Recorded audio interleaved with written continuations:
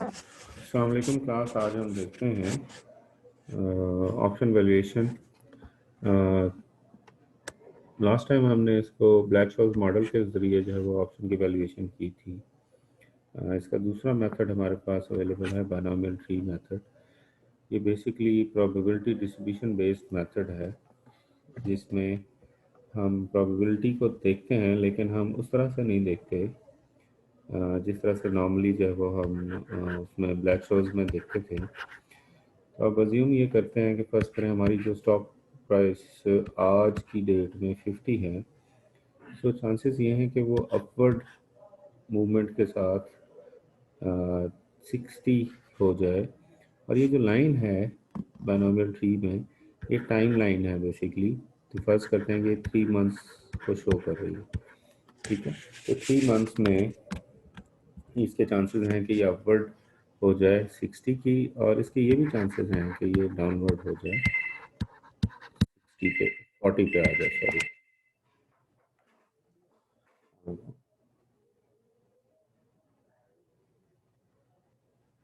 जी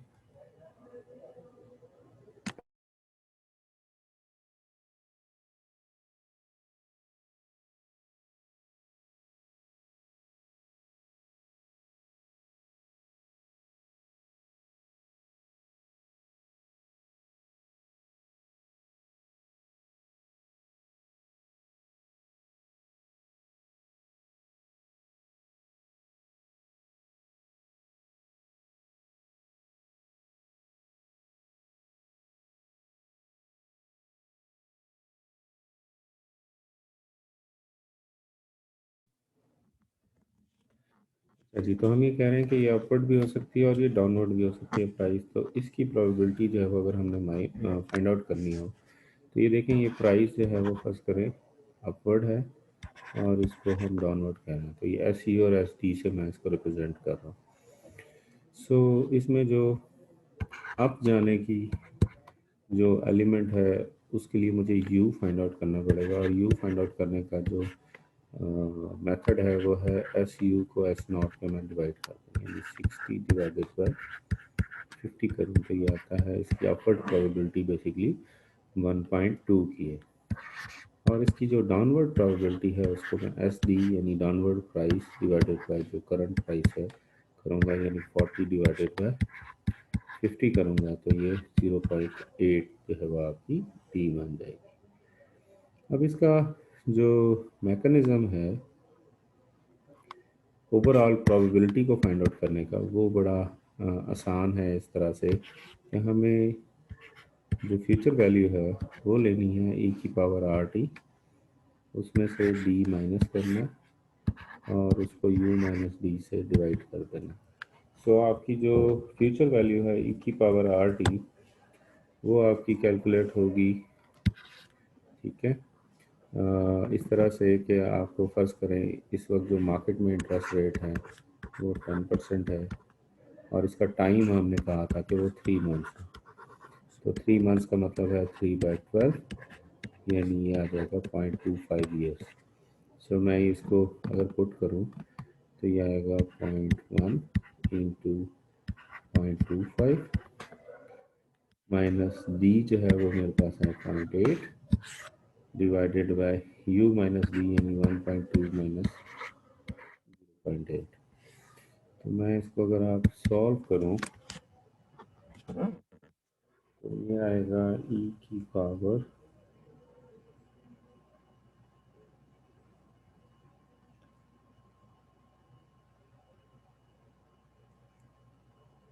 ई की पावर 0.025। तो ये आंसर आ रहा है जी 1.0253 माइनस 0.8 डिवाइडेड बाई, इसको मैं 0.4 कर दूँ, 1/2 माइनस 0.8। तो इसको अगर इसमें से माइनस करें हम 0.8, तो ये हमारे पास आंसर आ गया। इसको डिवाइड करें अगर हम 0.4 से, तो हमारे पास इसकी जो प्रोबेबिलिटी आ रही है वो आ रही है 0.5632। तो एटलीस्ट हमने 4 डिजिट्स जो है वो लेने होते हैं। तो ये हमारे पास 5632 इसकी प्रोबेबिलिटी आ गई। इसका मतलब यह है कि 1 माइनस पी क्या होगा, वो बेसिकली अगर आप इसमें से 1 को लेस कर दें तो वो आता है 0.2367, ठीक है, 68 टू बी वेरी एग्जैक्ट। तो ये हमारे पास 1 माइनस पी आता है। अच्छा, अब इसमें जो की इम्पॉर्टेंट इंफॉर्मेशन हैं, चूंकि ये कॉल या पुट ऑप्शन होगी, फर्स्ट करें ये कॉल ऑप्शन है, तो कॉल ऑप्शन में हम इसको देख रहे हैं कि इसका जो स्ट्राइक प्राइस है वो 52 की है, ठीक। तो इसका मतलब ये है कि यहाँ पे वैल्यू अपवर्ड एफ यू हम कह रहे हैं उसको, और वैल्यू डाउनवर्ड हम फाइंड आउट कर सकते हैं। सो यहाँ बेसिकली वही कॉल में जैसे हम कहते हैं कि जब उसको बेनिफिट नज़र आएगा तो वो उसको कॉन्ट्रैक्ट को एक्सरसाइज करेगा, वरना नहीं करेगा। सो अब देखें मार्केट में इस वक्त प्राइस है 60, वो अंडरलाइंग एसेट खरीद सकता है 52 का, यानी इस स्टॉक का जो 50 की प्राइस थी 3 महीने पहले, एंड पे उसे ऑप्शन मिल जाए कि वो 52 का परचेज कर सकता है 60 की बजाय, तो वो उसको एक्सरसाइज करेगा। जब वो एक्सरसाइज करेगा तो रिकॉल करें हमने इसका जो वैल्यू थी वो हमने इस तरह से निकाली थी एस माइनस के से, यहाँ पे चूँकि एस यू है तो इसलिए 60 माइनस 52, इसका मतलब है उसे 8 रुपये का बेनिफिट हो रहा है, वो इसका एक्सरसाइज करेगा यहाँ। जबकि आप एफ डी की बात करें तो 40 माइनस 52 नेगेटिव आता है, और नेगेटिव में हमने कहा था कि वो उसको एक्सरसाइज नहीं करेगा। जब वो एक्सरसाइज नहीं करेगा तो उसकी वैल्यू 0 है। सो ये मैंने वैल्यू फाइंड आउट कर लिया, और असल टारगेट है मेरा यहाँ पे मैंने वैल्यू फाइंड आउट कर ली कि इसकी जो वैल्यू ऑफ ऑप्शन है बायनोमियल ट्री के ज़रिए वो क्या बनती है।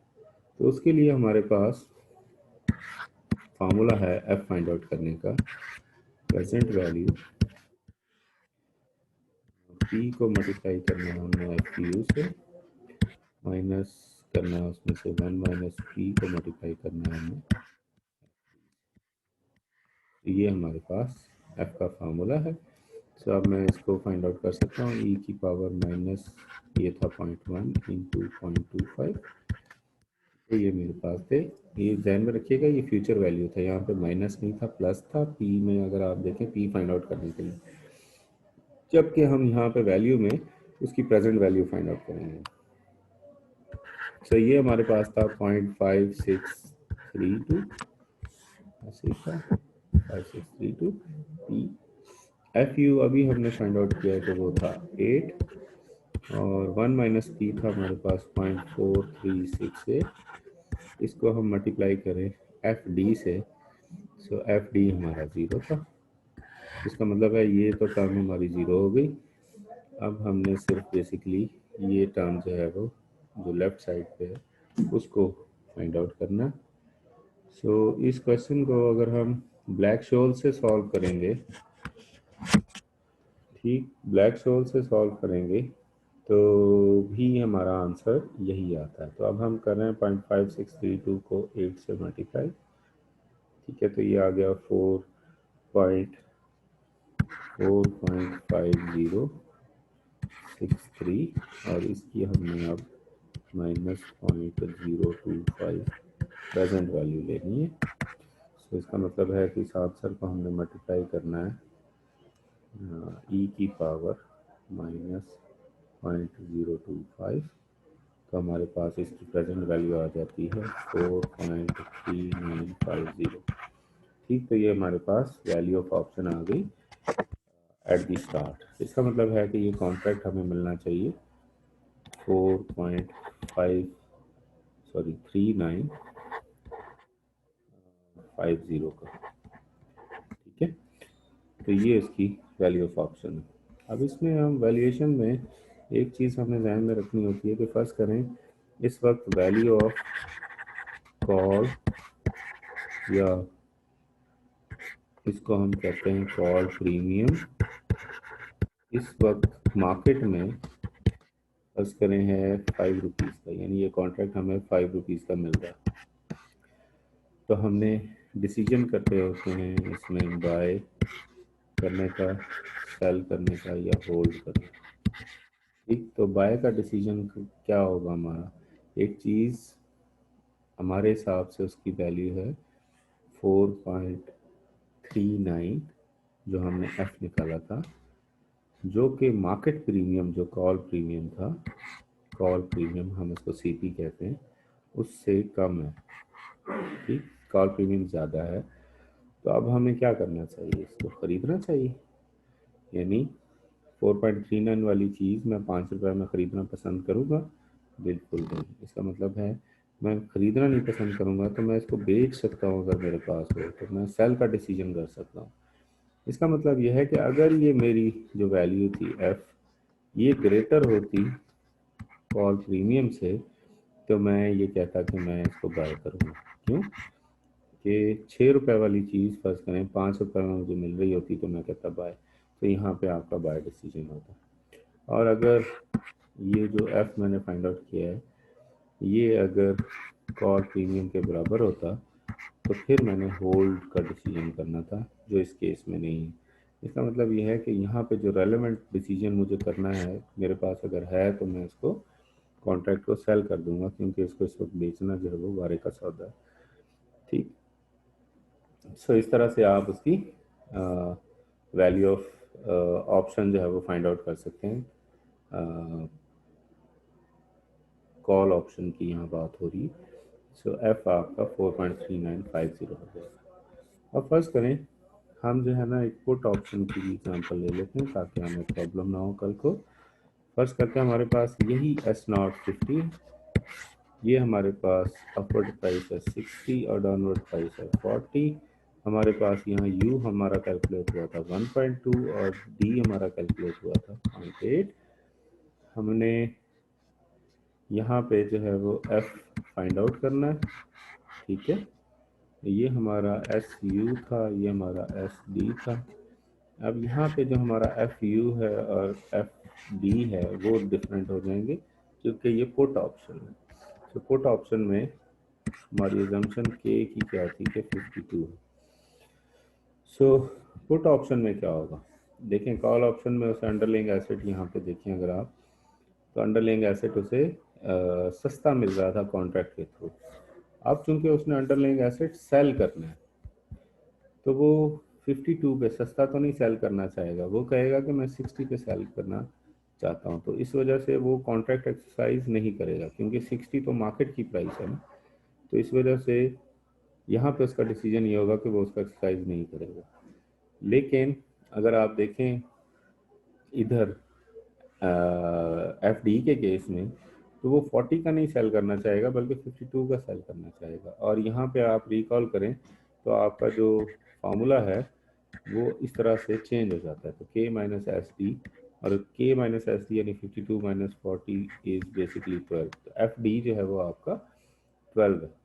ठीक, बाकी हमने इसका भी जो P है वो उसी तरह से कैलकुलेट करना है, जो U है वो भी इसी तरह से कैलकुलेट करना है। वो कैसे कैलकुलेट हो रहा था, हमारे पास U हो रहा था SU डिवाइडेड बाय S0, और D हो रहा था हमारे पास उसी तरह से SD minus divided by S0।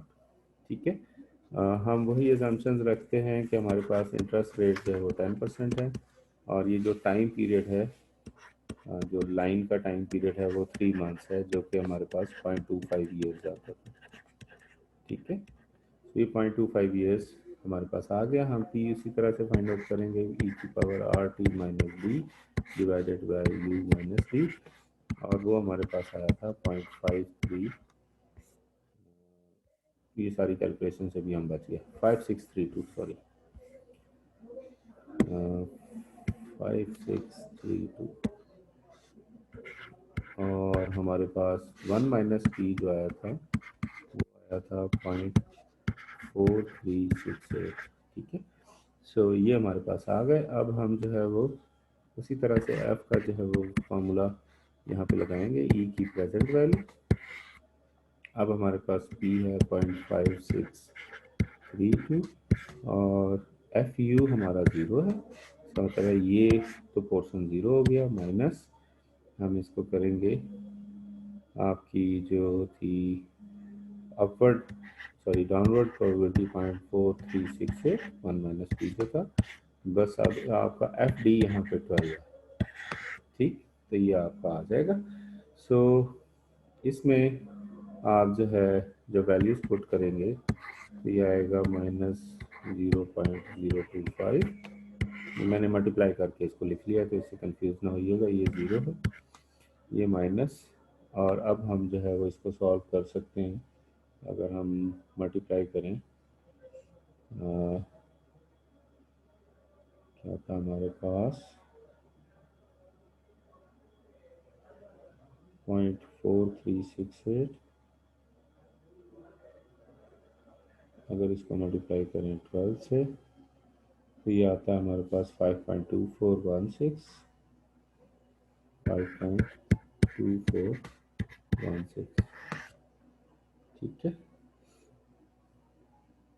अच्छा सॉरी, एक चीज़ जो मैं टेक्निकली गलत कर रहा हूँ, मैं उसको यहीं पे रेक्टिफाई कर दूँ, ज़्यादा अच्छी बात है।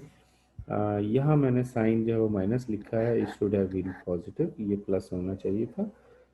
यहाँ भी ये प्लस होगा, इसका मतलब ये है कि नीचे भी जो है वो हमने ये जो माइनस लिखा है ये माइनस नहीं होगा, ये प्लस होगा, ठीक है।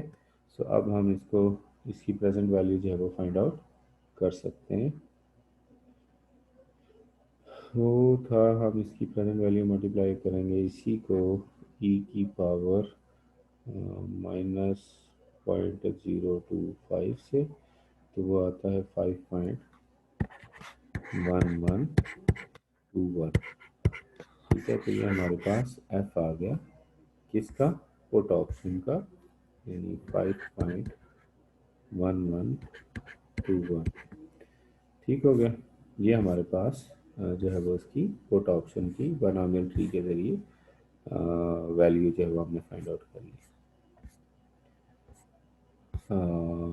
That's it for today, if you have any queries please ask और हम उसको फिर डिस्कस कर लेंगे।